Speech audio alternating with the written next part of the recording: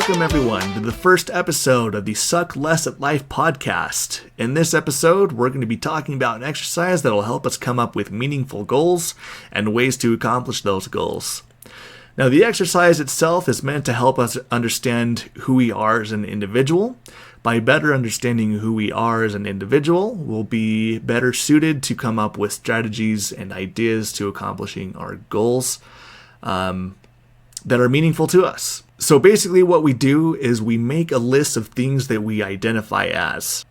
Now, this list of things can be things that we identify as objectively, but it's also going to be things that we want to identify as. For each of the things on the list, we can look at it and, it's kind of funny. I think of an episode on The Office where Dwight basically comes up with a strategy or says what his strategy is about, how he makes decisions in life. And basically what he says is, would an idiot do that thing? And that's kind of the idea of this exercise. So we look at one of the things that we've written down or have come up with, and we come up with a list of things on that thing of, what would someone like that do? What does their schedule look like? What do they spend their time doing? What do they not do? How do they become better at what they're doing? And this is going to make a little bit more sense as we move along here. So I'm going to go ahead and go over a few of the things that I've written down for myself. So I'll go ahead and give you an example from my list. So these are just a few things that I jotted down real quick. I didn't put a whole lot of time in this necessarily, and I have before, but just for the sake of this podcast, I can give you an example. This is what I have. So I'll just go down the list, and then we'll go from there. So identify as a man, a child of God, husband, father, son, car salesman, strongman, day trader, smart, charitable, respected, wise, healthy. Now, as you notice, some of those are not necessarily objective, so that kind of goes into the section of things that I want to be. But we'll start with man. Number one on the list. That's obviously the most objective thing there. Obviously, you can't argue that I'm not a man. Reality and biology would dictate that.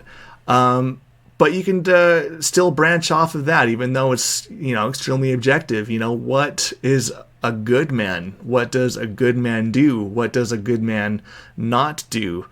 What does a good man spend his day doing? What does a good man, how does a good man treat other people? How does a good man treat women? How would you define a man? Or how would you define a good man, rather? And then based off of, answers to some of those questions, those are things that you can implement I guess since this is my list, these are things that I could implement into my life, things that I could, work on. And obviously I know myself better than anyone else. And so I know what sort of things that I'm already doing, but also what sort of things I could work on and improve on. The second one on the list I have there is child of God. So obviously I'm a religious person. I belong to the Church of Jesus Christ of Latter-day Saints. I'm Christian. And with that, I can say, okay, what does a child of God do? How does that person act? And you can say, well, a good child of God is going to, in a Christian sense, take upon the name of Jesus Christ in a respectful way and be a good representative in, how that person acts, how that person thinks. The other one that I have on there is a husband. So I'm married. I've been married for a little over, almost 6 years now. And, my thought process can be, what does a good husband do? What does a good husband spend his time doing? What does a good husband not do? And you can come up with strategies or again, this is my list, so I can come up with strategies and a list of things that I know that I can work on to become a better husband. Same thing with father. What can I do to be a better father? What does a good father do? And you can kind of think of this in in terms of a caricature, like of what the perfect version of, whatever that identity is. What does that look like on a perfect level? Kind of the picturesque version of that, and you can get ideas off of that. Car salesman. So I sell cars for a living. It's what I do right now, and this is kind of where you can dive in a little bit deeper as far as the goal setting. The kinds of goals that are tangible and are specific. There's a little bit more nuance to saying, I want to be a better husband. But that's kind of a harder thing to measure, I guess, versus I want to be the best salesperson at the dealership that I work at. I want to sell the most cars or however that looks. So you can think, okay, if my goal is to be the best salesman or the best employee at, wherever I work, what does that look like? In my case, it would be selling the most cars. What would a salesperson that sells the most cars at their dealership do? What sort of things are they going to be doing that makes them good? Well, they're probably going to be spending extra time learning sales tactics. They're going to be spending extra time learning the product that they're selling. They're going to be, reading books on sales. They're going to be putting in extra effort as far as, making phone calls. And then you can think, okay, what is the best car salesman at a car dealership not going to do? So another thing that I have on my list is strongman. So I compete in strongman. It's something that I've been doing for almost 3 years now. It's kind of fun. But yeah, it's something that I definitely identify as. I guess in more general terms, I could just say I identify as an athlete. But specifically, I do compete in strongman competitions. It's something that I enjoy. But yeah, I could look at strongman, and my thought process would be, what do top level strongman competitors do? How do they eat? When do they train? How do they train? How much time and effort do they put into this? Working on, what kind of mindset does a top level strongman competitor have? How can you develop that mindset? And by thinking about these questions and answering these questions, you can come up with ideas and strategies that you can implement in your own life to help you become better at whatever it is may be. And in this case, things that I could do to become a better strongman athlete.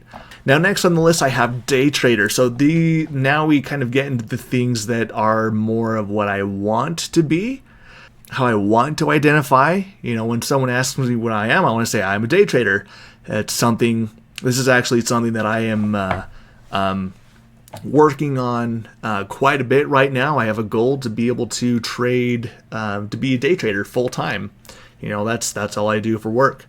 And so this one's actually very specific and one that means a lot to me right now, because a lot of my goals are based off of this. But again, the thought process, what does a day trader do? How do they spend their time? How do they get, what does a day trader do to get to the level that they are at to where they can do this full time? I guess specifically, a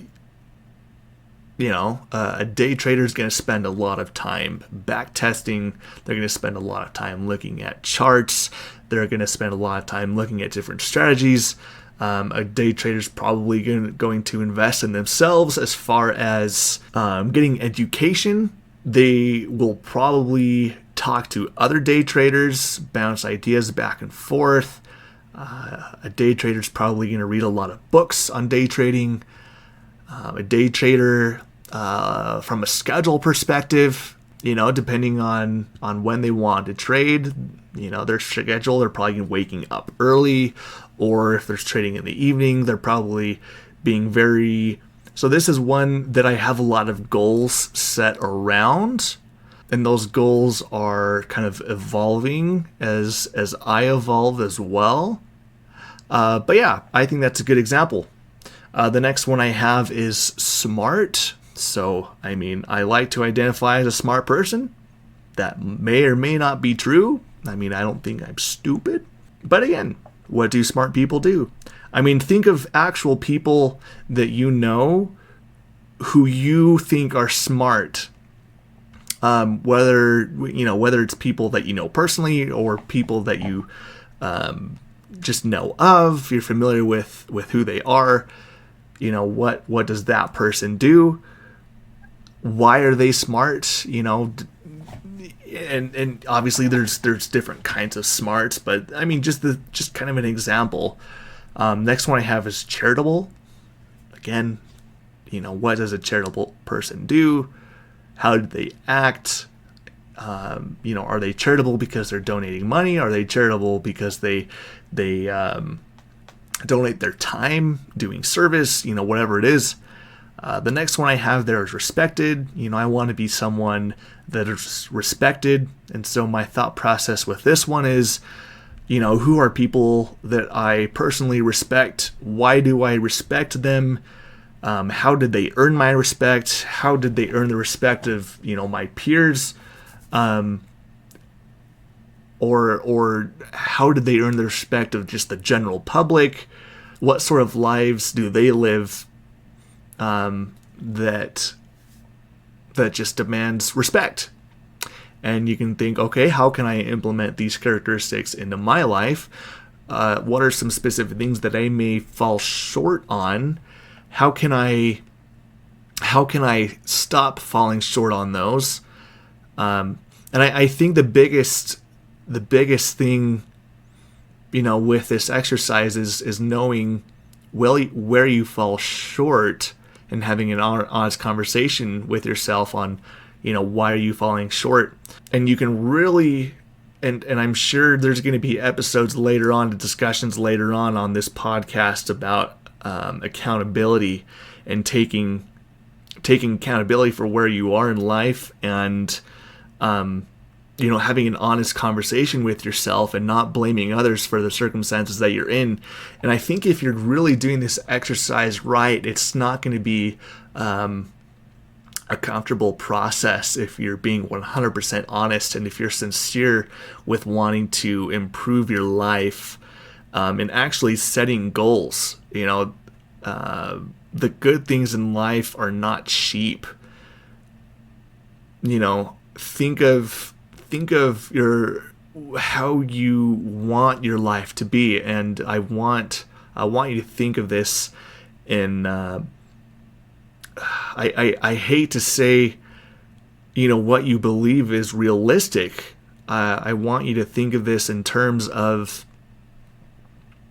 what would be ambitious. I mean, you know, a lot of people will say they're content with, you know, I make enough money to pay the bills. I don't have a lot of debts. The debts I do have, I'm able to manage. I have a good life at home. I have reliable transportation. And I think a lot of people fall into the trap of being complacent with getting by. And your goals should be something that would scare you because of the work that you'd have to put in to get those goals. And so just being honest with yourself, you know, if this is what you truly want, if these are what your goals truly are, you need to have an honest conversation with yourself about the things that you need to give up, the things that are holding you back. You know, I used to spend a lot more time playing video games, and you know, it came to a point where, you know, going back to how I identify as a day trader, how I want to identify as a day trader, I decided I can't be both. I can't be a gamer and a day trader, because being a gamer is going to take up way too much time, and I'm not going to be able to put in the time doing the things that are going to enable me to hit my goals, to be a day trader, to identify legitimately as a day trader. And again, it doesn't have to be day trading. It can be, whatever your goal is. If you want to be a professional football player, professional athlete, if you want to perform the best at work, whether that's sales or whether it's, real estate, or basically any field of work where there's any kind of metric where you are objectively being measured or compared to your coworkers as far as what your performance is. Are you bringing in revenue, or I don't know. There's a lot of objective things when it comes to work, but this can be applied to anything. Maybe your goal could be getting a promotion. Yeah, I think that's actually a really good example. You can have the conversation with yourself of what sort of person deserves a promotion. That person's going to be doing this. They're going to be doing that. They're not going to be doing this. They're going to be on time. They're going to be punctual. They're going to be respectful. They're going to go the extra mile. Kind of putting yourself in the shoes of those above you who are going to be making those kind of decisions on who's going to be up for promotion or whatever. And then based off of that, you can identify strategies and things that you can do to become that person that deserves the promotion. And again, whatever it is, it can be anything. You want to be a better marksman at shooting, or you want to be able to hit 10 free throws in a row. Smaller goals, I guess, but the principle is the same. Like I said, there's goals, and then there's meaningful goals, and I think this exercise, like I mentioned earlier, is meant to help you identify what those meaningful goals are, and coming up with ways of accomplishing those goals. And yeah, it's gonna be a lot of work, because the goals and the things that you want are not cheap, and they're not going to be earned in cheap ways. I mean, if you want to truly be the best at something, if your goal is to be the best at something, then you need to be the best at doing the things that help you become the best. And I could go on and talk about examples of people who are the best at things, Michael Jordan, or other athletes or people that you admire. And I think if you really study someone who is at the level that you want to be at, if you really take that time, you're going to be very surprised at the work that they've put in to get to that level. And this is just kind of a funny example. So when I was younger, I played Little League Baseball. I really enjoyed it. At the time I wanted, just kind of had the thought I want to be, it'd be cool to be a professional baseball player. But, I didn't have the coaching or any mentors telling me, what it took to become a professional baseball player.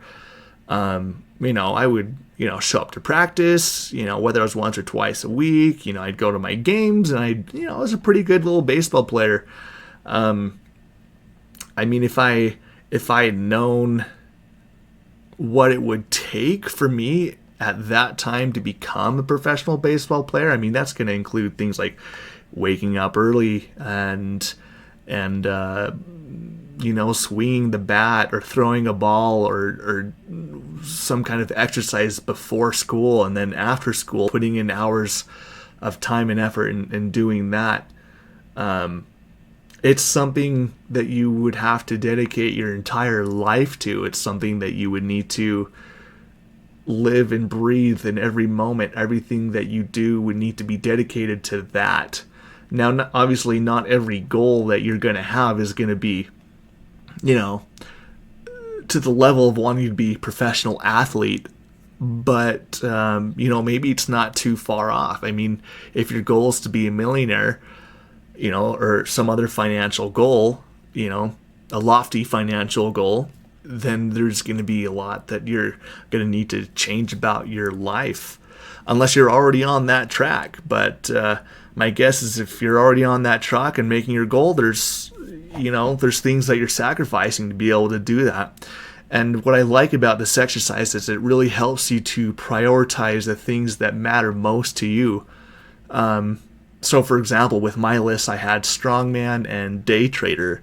I mean, strongman is fun, but my goals as a strongman are not to become the world's strongest man. I don't have aspirations to be the next Brian Shaw, or to break a deadlift world record like Eddie Hall, or something like that. My priority in this would be becoming a full-time day trader, because for me that has a lot more meaning into how that's going to affect my life. And I think in future episodes we're going to talk a little bit more about having an important why. What is your why? What is the thing that gets you out of bed to truly work on the things that you want? And I guess I'll say this now, but while you're kind of going along with these, and thinking, how would this act? What would this person do? How would a person that identifies as this spend their day? You could also think about, why do I want to identify this? Or why do I want to be better at this thing that I identify as? And having a really good why is, I think, the key in accomplishing a lot of your goals. Motivation is great in the moment, but motivation is also very fleeting. Having a good why can help you get past the fleeting aspect of motivation to the point to where it's a habit. Discipline is going to move you forward when motivation is a little bit more fleeting. And to get to a point where you have the discipline to really move forward and make progress on your goals, it's the discipline that's gonna get you through, not motivation. Motivation, like I said, is very fleeting. Everyone's excited to start a new workout program or a new diet until they've done it for a few weeks and it starts getting old. It's the discipline that's gonna get you long-term results. Well, folks, I hope you enjoyed that episode of the podcast. If you enjoyed it, please like and subscribe, follow wherever you're listening on Spotify, YouTube, Facebook. So till next time, thanks for listening or watching. I'll see you next time.